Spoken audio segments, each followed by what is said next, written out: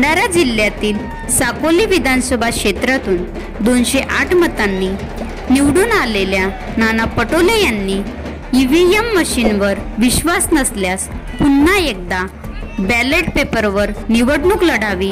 आम्ही भाजपकडून अविनाश ब्राह्मणकर यांना निवडणूक लढवतो असा चॅलेंज माजी पालकमंत्री डॉक्टर परिणय फुके यांनी नाना पटोले यांना दिला आहे।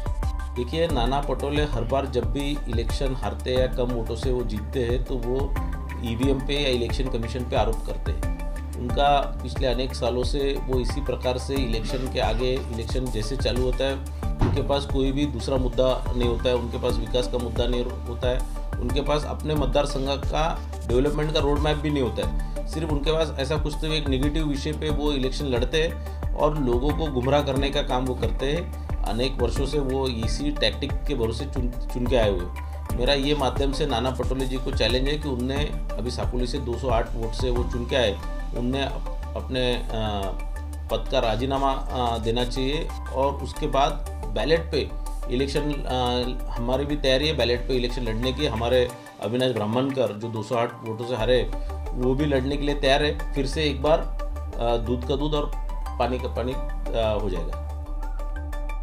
बनवा व्हिडिओ, पाठवा व्हिडिओ, आम्ही तुमच्या न्याय हक्कासाठी लढा देऊ। ताज्या बातम्या व घडामोडींसाठी पाहत राहा फक्त महाराष्ट्र लाईव्ह न्यूज। आजच आमच्या चॅनलला सबस्क्राईब करा, शेअर करा, कमेंट करा आणि हो, बेल आयकॉन दबायला विसरू नका। जय महाराष्ट्र।